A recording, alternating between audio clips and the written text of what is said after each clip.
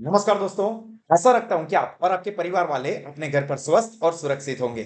My self Bhavin sir from Sahas institute of commerce, your own personalise high tech digital classes. दोस्तों, आज के session से हम लोग स्टार्ट करने जा रहे हैं हमारा एक न्यू एंड बहुत ही इंपॉर्टेंट चैप्टर, जिसका की नाम है marginal costing and break even analysis. तो दोस्तों, आप सब लोग अपने साथ हमारे साहस के स्टडी बुक ले लीजिए। इसके साथ साथ पेन और हाइलाइटर रखोगे और जैसे जैसे मैं समझाता जाता हूं वैसे वैसे आप अपने पैम्पलेट बुक के अंदर भी टिक मार्क और हाईलाइट करोगे जो भी इंपॉर्टेंट चीजें है उसको, ताकि एग्जाम ओरिएंटेड ये सभी चीजें आपको बहुत ही अच्छे से याद रहे। So let's start. देखिए, सबसे पहले मार्जिनल कॉस्टिंग। तो यहां पर अपने को यह समझना है कि सर ये मार्जिनल कॉस्ट क्या है। कॉस्ट ये वर्ड तो आगे सुना हुआ है, अब ये मार्जिनल कॉस्ट क्या है। हालांकि आगे आप इसका भी बेसिक अंडरस्टैंडिंग तो ले चुके हो, इस चैप्टर के अंदर हम इसमें डिटेल में जाने वाला है। तो देखो, marginal costing is a technique of product costing. इस चीज को टिक मार्क करना दोस्तों, टेक्निक ऑफ प्रोडक्ट कॉस्टिंग। अपने पैम्पलेट में इसे टिक मार्क करोगे, टेक्निक ऑफ प्रोडक्ट कॉस्टिंग। ये चीज आपको एमसीक्यू के ओरिएंटेड काम लग सकती है and it is also known as variable costing. तो ध्यान रखना दोस्तों, जो मार्जिनल कॉस्टिंग है उसको प्रोडक्ट कॉस्टिंग या वेरिएबल कॉस्टिंग भी कहा जाता है। ये चीज आपको एमसीक्यू ओरिएंटेड काम लगेगी। अब ये ऐसा क्यों है कि इसको हम लोग प्रोडक्ट कॉस्टिंग या वेरिएबल कॉस्टिंग कहते हैं, इसके बारे में हम आगे इसी सेशन में डिस्कशन करने वाले हैं। सो डोंट वरी, बस फिलहाल ये याद रखना कि marginal costing is also known as variable costing और product costing.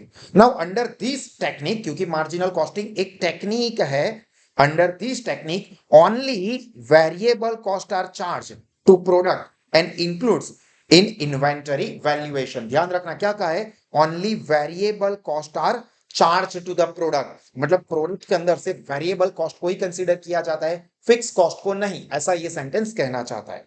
Now fixed manufacturing cost are not allotted. देखो क्या कहा है, इंपॉर्टेंट है याद रखने के लिए। फिक्स कॉस्ट जो है they are not allotted to product, तो क्या किया जाएगा उसका, but are considered as period cost and charge directly to the costing profit and loss account of that year. क्या याद रखना है कि जो फिक्स्ड मैन्युफैक्चरिंग कॉस्ट है दैट इज नॉट एलोटेड या एलोकेटेड टू प्रोडक्ट, क्योंकि वो तो मार्जिनल कॉस्ट की जाती है और मार्जिनल कॉस्ट को वेरिएबल कॉस्ट भी कहा जाता है। पर अगर उसके में कोई जो फिक्स कॉस्ट का पार्ट होता है, ऑब्वियसली कोई भी बिजनेस में फिक्स कॉस्ट तो होती है, तो उसको यहां पर मार्जिनल कॉस्ट के हिसाब से, मतलब प्रोडक्ट के अंदर उसको एलोकेट नहीं किया जाता है। बट इसको मतलब ऐसा नहीं कि उसको खर्चा ही नहीं मानते, उसको प्रोडक्ट के साथ एसोसिएट नहीं करते, उसको कहां पर लिखेंगे, to costing profit and loss account. That means fix cost also do not enter in the stock valuation, क्योंकि यहां पर बोला था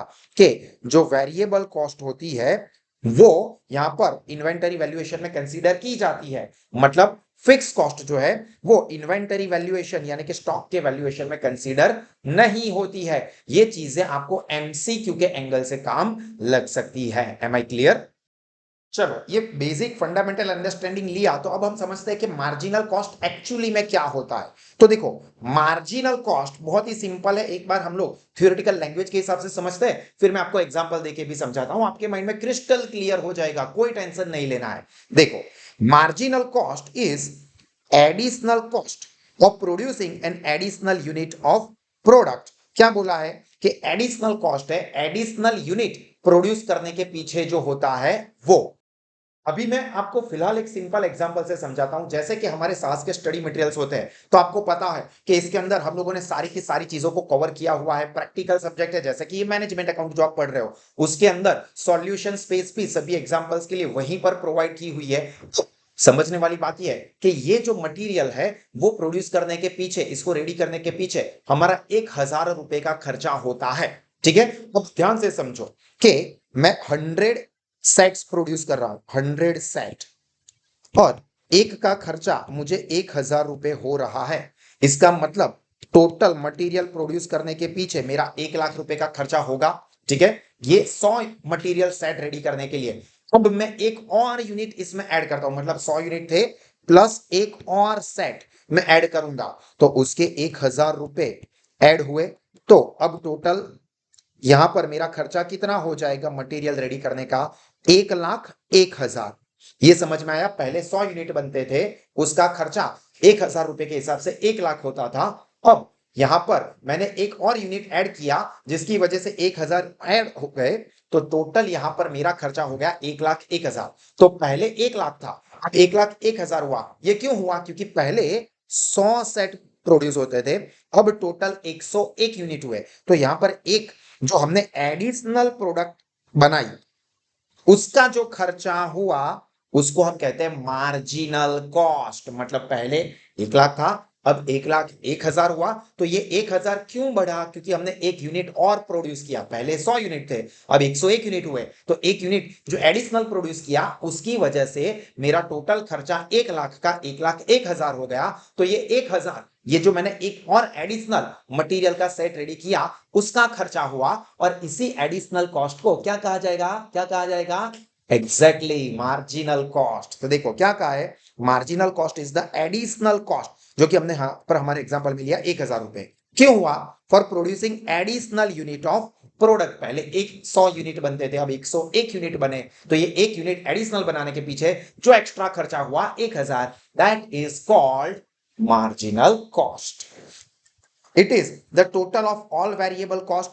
It is composed of all direct cost and variable overheads. ये सब काम का नहीं है, मेन चीज ये काम की, इसको टिक कर देना, ठीक है? पहली जो लाइन है वो आपको याद रखनी है।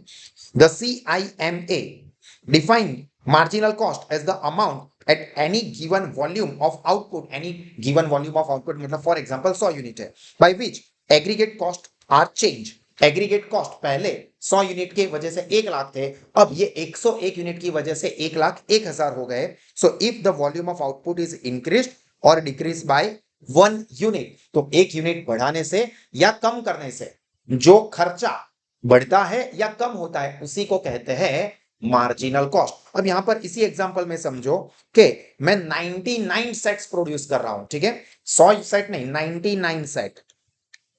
एक सेट का खर्चा तो मेरा फिक्स ही है 1,000 रुपए, तो यहां पर मेरा खर्चा 99,000 रुपीज होगा। पहले 1 लाख हो रहा था, अब 99,000 हुआ। क्यों? क्योंकि पहले मैं 100 यूनिट बनाता था, अब 99 यूनिट बनाए, तो एक यूनिट कम करने की वजह से जो मेरा टोटल खर्चा था वो भी 1,000 रुपए से कम हो गया। तो जो एक यूनिट बढ़ाने से या एक यूनिट कम करने से जो हमारी कॉस्ट में चेंज होता है, 1 लाख के 1,01,000 हुए या 1 लाख के 99,000 हुए, तो ये जो 1,000 रुपए चेंज हो रहे हैं उसी को कहते हैं marginal cost. Clear? It is the cost of 1 unit. गोल घूम के एक ही बात कही है, 1 unit of product which would be avoided if that unit were not produced. मतलब फॉर एग्जांपल 100 यूनिट बना रहे थे तो 1 लाख खर्चा हो रहा था, अब 1,01,000 हुआ। क्यों? क्योंकि वो एक यूनिट बनाया, अब वो यूनिट नहीं बनाते तो वो हमारा 1,000 का एडिशनल खर्चा बच सकता था। गोल घूम के बात आपको समझ में आ गई है। An important point is that the marginal cost per unit remains unchange. ये देखना, ये एक इंपॉर्टेंट चीज है, एमसीक्यू के एंगल से दोस्तों काम लग सकता है। Marginal cost per unit remains unchange. Marginal cost per unit वो अनचेंज ही रहेगी। मतलब यहां पर ऐसा समझो कि मैं 105 सेट बना रहा हूं, 1,000 का खर्चा, तो अब मेरा खर्चा टोटल कितना हो जाने वाला है? 1,05,000। तो एडिशनल खर्चा मेरा कितना हुआ? पहले 1 लाख था, अब 1,05,000 हुआ। मतलब 5,000 ज्यादा खर्चा हुआ। इसके लिए मैंने कितने यूनिट बनाए? 5 यूनिट एक्स्ट्रा बनाए, तो डिवाइडेड बाय 5 सेट, 5 सेट, तो मेरा पर यूनिट यानी कि पर सेट ये खर्चा तो 1,000 ही रहा। मतलब कि मार्जिनल कॉस्ट पर यूनिट 5,000 खर्चा बढ़ा, 5 यूनिट भी बढ़े, तो 5,000 डिवाइडेड बाई 5 यूनिट, तो अल्टीमेटली तो 1,000 ही हुआ। समझ में आ रहा है? मतलब मार्जिनल कॉस्ट पर यूनिट जो है वो एज इट इज ही रहेगी। यहां पर हमने एक बनाया था तो भी 1,000 रुपए ही बढ़ा था, 5 बढ़ाए। अब आप खुद कैलकुलेट करो, 110 यूनिट बनाओ तो 110 यूनिट इंटू 100 रुपए के हिसाब से 1,000 रुपए के हिसाब से 1,10,000 होगा। ठीक है, इसको डिवाइड करो 110 यूनिट से, तो पर यूनिट आपका कॉस्ट कितना बढ़ रहा है? 1,000 ही रहेगा। कुछ भी कर लो, मार्जिनल कॉस्ट पर यूनिट जो है वो चेंज होता नहीं है। क्लियर हुआ यहां तक दोस्तों? तो एक बार वीडियो को पॉज करके जरा इस चीज को रिफर कर लो ताकि आपके माइंड में अच्छे से ये फिट हो जाए। एक तो ये मार्जिनल कॉस्ट का मीनिंग आपको याद रखना है, कुछ ज्यादा ही टिक मार्क कर दिया मैंने इतना वाला। ये और ये marginal cost per unit remains unchange. इतना एक बार वीडियो को पॉज करके देख लो। चलो देख लिया है, तो अब यहां पर हमारे बुक में ही जो एग्जांपल कंसीडर किया है वो भी डिस्कस कर लेते हैं, ताकि डबल एग्जांपल की आपको प्रैक्टिस हो जाए। हालांकि मैंने यहां पर एक एग्जांपल ऑलरेडी दे दिया, तो आपको पिक्चर क्लियर हो गया है। अब फिर से वही चीज समझो कि assume that a company manufacture 100 units of product per month and total fixed cost per month is rupees 5000। हमने अभी जो लिया था वो पर यूनिट का खर्चा था। अभी मान लेते हैं को बिजनेस कर रहे हैं तो वो 5000 खर्चा तो फिक्स ही है, वो तो रहने ही वाला है। And marginal cost per unit is rupees 250। Marginal cost जो है वो 250 रहने वाला है पर यूनिट। आपको जितना बनाना है उतना बना लो। तो अब हमें टोटल कॉस्ट समझनी है, तो देखो 100 यूनिट्स बना रहे। अब 100 यूनिट्स इनटू वेरिएबल कॉस्ट कितनी है 250। तो यहां पर पहले आप देखोगे तो मार्जिनल यानी कि वेरिएबल कॉस्ट, तो देखो मैं आपको कैलकुलेटर पर दिखा रहा हूं 100 यूनिट इंटू 250 रुपीज, तो 25,000 वेरिएबल कॉस्ट हुई। तो ये देखो हमारी आ गई वेरिएबल कॉस्ट। फिक्स कॉस्ट जो है वो तो पहले ही बोला हुआ है कि 5,000 है। तो देखो फिक्स कॉस्ट 5,000, तो इसका टोटल यानी कि मार्जिनल यानी कि variable cost plus fix cost, तो इन दोनों का टोटल 25,000 प्लस 5,000, देखो कितना हुआ टोटल 30,000। समझ में आया? देखो मैं कैलकुलेटर का इस्तेमाल भी आपको ऑन रिकॉर्ड दिखा रहा हूं, ताकि आपको अगर आपका लेवल वीक है, एवरेज है, तो भी कोई चीज ऐसी नहीं होगी जो आपको समझ में ना आए। ठीक है, अब देखो इसके अंदर हम चेंज करते थे। पहले हम लोग कितने यूनिट बनाते थे 100 यूनिट्स। अब यहां पर चेंज कर रहे हैं कि 101 यूनिट बनाना है। तो 101 यूनिट का खर्चा कितना होगा, तो 101 unit into 250 rupees per unit, वो तो वेरिएबल कॉस्ट यानी कि मार्जिनल कॉस्ट फिक्स ही है, तो इंटू 250। तो देखो 25,250।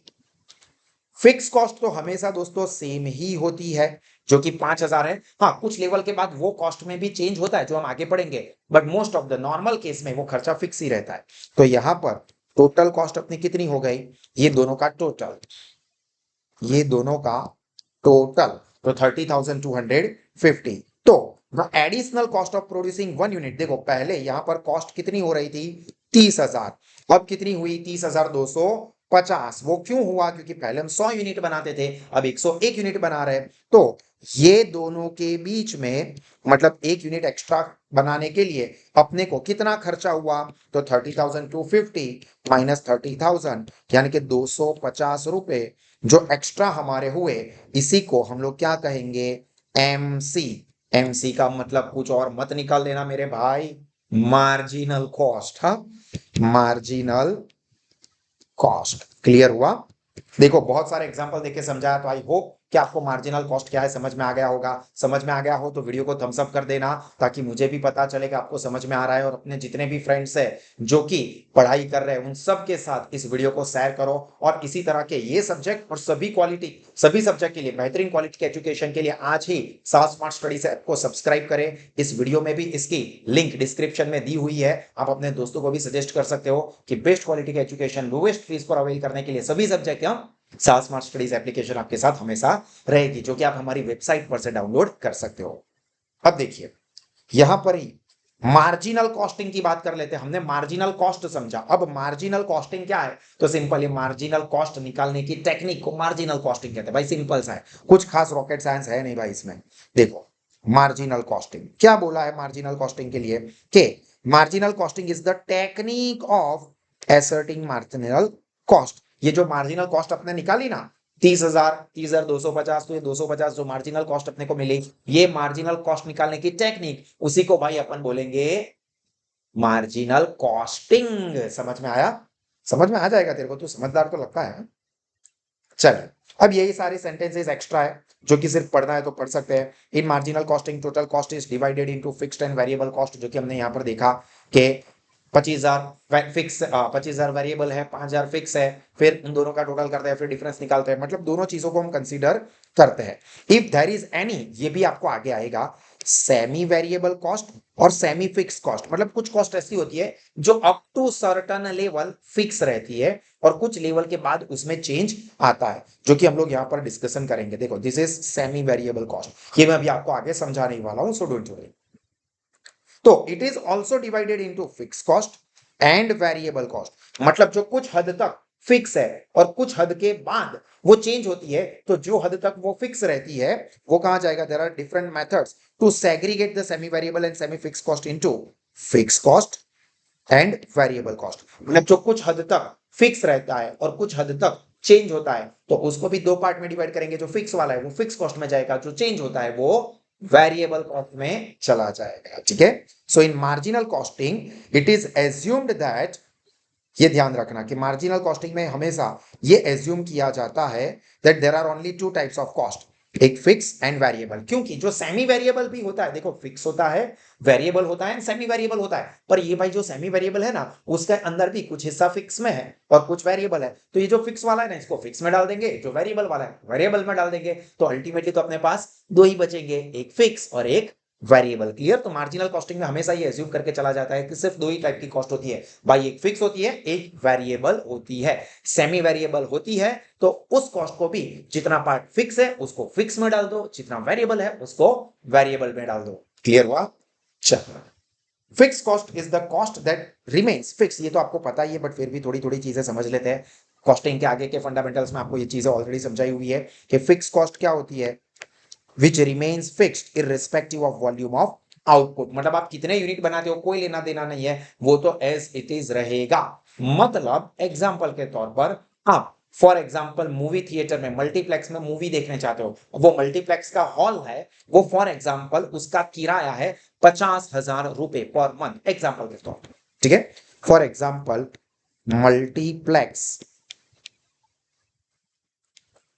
मल्टीप्लेक्स हॉल रेंट वो है 50,000। ठीक है, अब ये जो है वो फिक्स रहेगा। अब मूवी थिएटर के अंदर फॉर एग्जांपल 200 सीट है, अब 200 सीट पूरी की पूरी पैक हो जाए तो भी वो उतना रहेगा, और 5 लोग ही मूवी देखने के लिए आते हैं तो भी जो रेंट है भाई वो तो 50,000 एज इट इज ही रहेगा। मतलब चाहे 200 लोग देखे, यानी कि 200 यूनिट प्रोड्यूस हो या 5 यूनिट प्रोड्यूस हो, ये जो फिक्स कॉस्ट होती है वो फिक्स ही रहती है। वाइल जबकि वेरिएबल कॉस्ट क्या होती है दोस्तों? तो ऑब्वियसली वेरिएबल कॉस्ट ऐसी होती है जो चेंज होती रहती है। Variable cost is the cost with increase और डिक्रीज विद द इंक्रीज और decrease in the volume of output. मतलब फॉर एग्जांपल जो मूवी देखने के लिए आता है उसके अंदर ऐसा है कि मल्टीप्लेक्स वाले हर एक को जो पॉपकॉर्न का पैकेट है 50 रुपए का, वो कॉम्प्लीमेंट्री देता है। 50 रुपए वो पॉपकॉर्न बनाने का उनका खर्चा, ऐसा समझ लो। तो अब 5 लोग मूवी देखने के लिए आए हैं तो 5 लोगों को ही वो पॉपकॉर्न देने हैं, तो 5 × 50 यानी कि उनका खर्चा 250 का ही होगा। सपोज 100 लोग थिएटर में वो मूवी देखने के लिए आए तो जो रेंट है वो तो एज इट इज ही रहेगा, बट अब 100 लोगों को पॉपकॉर्न देना है तो 100 rupees, sorry 100% into 50 rupees per popcorn, तो 5,000 रुपए का कॉस्ट हुआ। मतलब कॉस्ट इंक्रीज या डिक्रीज हुई, तो ये क्या है? वेरिएबल चेंज हुई। पहले जब 5 लोग ही मूवी देखने के लिए आए थे उनको 50 रुपए के पॉपकॉर्न दिए तो 250 का खर्चा हुआ। अब 100 लोग मूवी देखने के लिए आए, उनको 50 रुपए का पॉपकॉर्न दिया तो 5,000 का खर्चा हुआ, तो 250 का 5,000 इंक्रीज हुआ। या एक ही बंदा देखने के लिए आया तो 50 रुपए ही खर्चा हुआ। तो जो इंक्रीज या डिक्रीज होता रहता है with change in the output. 5 के 1 हुए या 100 लोग हुए, मतलब आउटपुट बढ़ा या कम हुआ, उसके साथ साथ खर्चा भी बढ़ा या कम हुआ, तो उसको बोलेंगे वेरिएबल कॉस्ट। पर ये जो थिएटर का रेंट है वो तो एक मूवी देखने के लिए आए, 5 लोग मूवी देखने के लिए आए या 200 लोग मूवी देखने के लिए आए, दैट विल रिमेन अनचेंज, तो इसको कहते हैं हम लोग फिक्स कॉस्ट। क्लियर? दूसरा एक डिफरेंस क्या है दोस्तों, तो वो भी देख लेते हैं। Another difference between fix cost and variable cost is fix cost per unit decrease. ये आपको एमसीक्यू में काम लग सकता है दोस्तों, बहुत इंपॉर्टेंट है। टिक कर दे, हो टिक कर दे, टिक कर दे। Fix cost per unit decreases with increase in the volume. Fix cost per unit, हो पर यूनिट चेंज हो रहा है ऑफ आउटपुट, और increase with decrease in the volume of output. ये बहुत इंपॉर्टेंट है। क्या बोला है कि फिक्स कॉस्ट जो होती है वो जैसे जैसे ज्यादा यूनिट प्रोड्यूस होते हैं, इंक्रीज इन आउटपुट होता है, तो पर यूनिट फिक्स कॉस्ट कम होती है। मतलब एग्जांपल समझ लो, फॉर एग्जांपल अपना ये फिक्स कॉस्ट है, ठीक है, जो कि 50,000 रुपए देने ही है। अब फॉर एग्जांपल 100 लोग मूवी देखने के लिए आए थे, हम लोग 3 ऑप्शंस लेते हैं।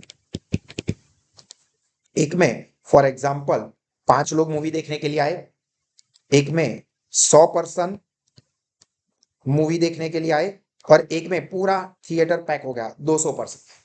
तो अब पर यूनिट फिक्स कॉस्ट तो 5 लोग देखने के लिए आते हैं, 100 लोग देखने के लिए आते हैं, या 500 लोग देखने के लिए आते हैं, रेंट तो 50,000 ही है, बट अब पर यूनिट हम देखें तो यार 5 लोग देखने के लिए आए तो 50,000 का खर्चा 5 लोगों के बीच में डिवाइड होगा, मतलब पर यूनिट 10,000 रुपए का खर्चा हो रहा है।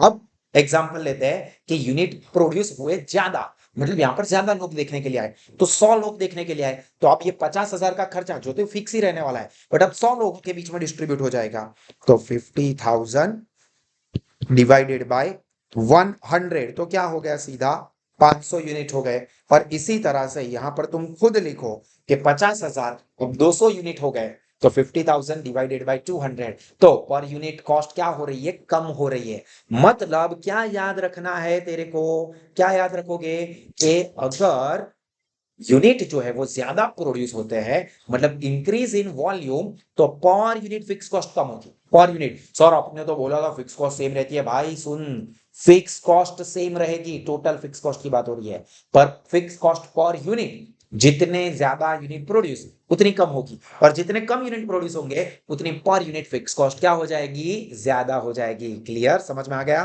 तेरी कसम, सर आपकी कसम, मेरी कसम नहीं खाने की। हाँ भाई, अभी तो मेरे को बहुत जीना है, अच्छे से समझ लो। क्लियर? अब देखो इसी को चार्ट फॉर्म में दिया है कि फिक्स कॉस्ट में क्या होता है कि फिक्स कॉस्ट हमेशा फिक्स रहती है, टोटल फिक्स कॉस्ट सेम ही है, ये कॉस्ट है और ये यूनिट है प्रोड्यूस। तो जितने ज्यादा यूनिट प्रोड्यूस होते जाएंगे उतनी जो फिक्स कॉस्ट है वो क्या होती जाएगी, total fix cost per unit, पर यूनिट वो क्या होती जाएगी, कम होती जाएगी। जबकि वेरिएबल कॉस्ट में क्या होता है कि वेरिएबल कॉस्ट को हमेशा क्या होता है कि जितना यूनिट प्रोड्यूस होगा उतनी बढ़ेगी, जितना यूनिट कम होगा उतनी कम होगी। तो टोटल वेरिएबल कॉस्ट जो है वो हमेशा इंक्रीज होगी, बट जो मैंने आगे भी बोला था कि चाहे कुछ भी हो जाए variable cost per unit per unit पर यूनिट वो तो सेम ही रहता है। हमने आगे भी देखा मार्जिनल कॉस्ट, मैंने पैम्फलेट का मटेरियल का एग्जांपल दिया ना, 1,000 रुपए, अब 101 यूनिट बनाता हूं या 50 यूनिट बनाता हूं, 1,000 रुपए तो फिक्स ही रहेंगे। मतलब पर यूनिट जो वेरिएबल कॉस्ट है वो हमेशा क्या रहेगी, फिक्स रहेगी, जबकि total variable cost per unit हमेशा क्या होती जाएगी, इंक्रीज होगी with increase in the unit of production. Clear, समझ में आ गया? ऑब्वियसली आना चाहिए, हाँ, वरना मेरा दिल टूट जाएगा। Fix cost is called period cost, MCQ के लिए याद रखना, fix cost is called very period cost because it is related or associated with the period। Sir कैसे पीरियड, अभी हमने यहां पर देखो मल्टीप्लेक्स का एग्जांपल दिया कि जो मल्टीप्लेक्स का रेंट है 50,000 रुपए, वो मैंने बोला था पर मंथ है, पर ईयर हो सकता है, एक दिन का हो सकता है, मतलब ये टाइम पीरियड के साथ एसोसिएट होता है। पर मंथ 50,000 ये मैंने पहले ही बोला, तो ये पीरियड है, एक महीने का पीरियड, उसके लिए एसोसिएटेड है। So it does not charge to cost of production, it is return of from the costing profit and loss account. Clear? जबकि जबकि इसको भाई हाईलाइट कर देना, फिक्स कॉस्ट पीरियड कॉस्ट, जबकि variable cost is a product cost, वो product के साथ कनेक्टेड है, जितने ज्यादा यूनिट उतना वेरिएबल कॉस्ट बढ़ेगा, जितने कम यूनिट उतना variable cost, total variable cost कम होता जाएगा। ठीक है, because it is associated with product and it will not incur if no production. मतलब मैं मटेरियल 1,000 रुपए का एक सेट रेडी कर रहा हूं पूरा, अब सपोज एक भी स्टूडेंट साहस में पढ़ने के लिए नहीं आ रहा है, तो एक भी स्टूडेंट नहीं है तो मुझे एक भी मटेरियल बनाने की जरूरत ही नहीं है, तो मेरा वो खर्चा ही नहीं होगा। मल्टीप्लेक्स का एग्जांपल लिया, 50,000 रुपए का रेंट फिक्स देना है, पर पॉपकॉर्न सपोज कोई 100 एक भी बंदा देखने के लिए नहीं आया, तो मेरे को किसी को 50 रुपए के पॉपकॉर्न नहीं देने हैं, तो मेरा वेरिएबल कॉस्ट 0 रहेगा। Clear? So marginal cost is also remain called variable costing, जो कि हमने आगे भी डिस्कस कर लिया। एंड सेमी वेरिएबल कॉस्ट क्या होता है? सेमी वेरिएबल कॉस्ट या सेमी फिक्स कॉस्ट, जो आगे भी मैंने बताया कि जो कुछ लेवल तक फिक्स रहता है और फिर with unit of production increase decrease होता है, तो उसके साथ साथ वो भी इंक्रीज डिक्रीज होता रहता है। तो देखो semi variable cost, SVC means semi variable cost are those cost which change with change in volume of output but not in direct proportion, मतलब जितने यूनिट बढ़ेंगे उतना ही वो खर्चा भी बढ़ेगा ऐसा नहीं होता है। They are partly fix and partly variable, मतलब कुछ हद तक वो खर्चा फिक्स रहेगा और उसके बाद आपका खर्चा एक्स्ट्रा होता जाएगा। क्लियर? तो इसको चार्ट फॉर्म में ऐसे बताया, देखो कुछ हद तक ये पार्ट फिक्स हुआ, ये पार्ट फिक्स हुआ मतलब अनचेंज, जबकि ये वाला पार्ट क्या होता है, चेंज होता है विथ चेंज इन आउटपुट। तो ये कुछ हद तक फिक्स हुआ, कुछ हद तक वेरिएबल, तो इसको सेमी वेरिएबल या सेमी फिक्स कॉस्ट, दोनों का मतलब एक ही हुआ। सेमी वेरिएबल का हो या सेमी फिक्स का हो, मैं बोलूं तुम आधे पागल हो या फिर आधे समझदार हो, मतलब तो एक ही हुआ। ठीक है, मैं बोलूं तुम लोग आधे समझदार हो यार, तो इसका मतलब मैंने तुमको आधा पागल बोला। क्लियर? चलो, बस मेन चीज हमारी खत्म हो गई। In applying the marginal cost technique, semi variable और semi fix cost have to be split into fixed and variable cost. मैंने आगे भी बताया कि फिक्स कॉस्ट होती है, वेरिएबल कॉस्ट होती है, सेमी वेरिएबल कॉस्ट होती है। बट मार्जिनल कॉस्टिंग के हिसाब से क्या सोचा जाता है, सिर्फ दो ही होती है, फिक्स एंड वेरिएबल। तो ये जो सेमी वेरिएबल है उसमें से जितना फिक्स है वो फिक्स कॉस्ट में डाल देते हैं, जितना वेरिएबल है वो वेरिएबल में डाल देते हैं। मतलब जो सेमी वेरिएबल कॉस्ट होती है उसको भी फिक्स और वेरिएबल में ही ट्रांसफर कर दिया जाता है। The fix proportion is added to fix cost, जो मैंने ऑलरेडी समझा दिया, and variable proportion is added to variable cost. Clear? तो यहां पर हमारा जो पहला वाला सेशन है जिसमें मैंने चैप्टर का आपको बेसिक अंडरस्टैंडिंग दिया, मार्जिनल कॉस्ट क्या है समझाया, मार्जिनल कॉस्टिंग समझाया, एग्जांपल उसके समझाए, fix cost, variable cost and semi variable cost के बारे में जानकारी दी। तो मैं आशा रखूंगा कि ये सेशन आपको समझ में आया होगा। नो डाउट थोड़ा लॉन्ग सेशन था, बट मुझे इसको फंडामेंटली अच्छे से समझाना था। अब आगे जैसे जैसे आप सेशंस देखोगे आपको सारी की सारी चीजें बहुत ही अच्छे से याद रह जाएगी।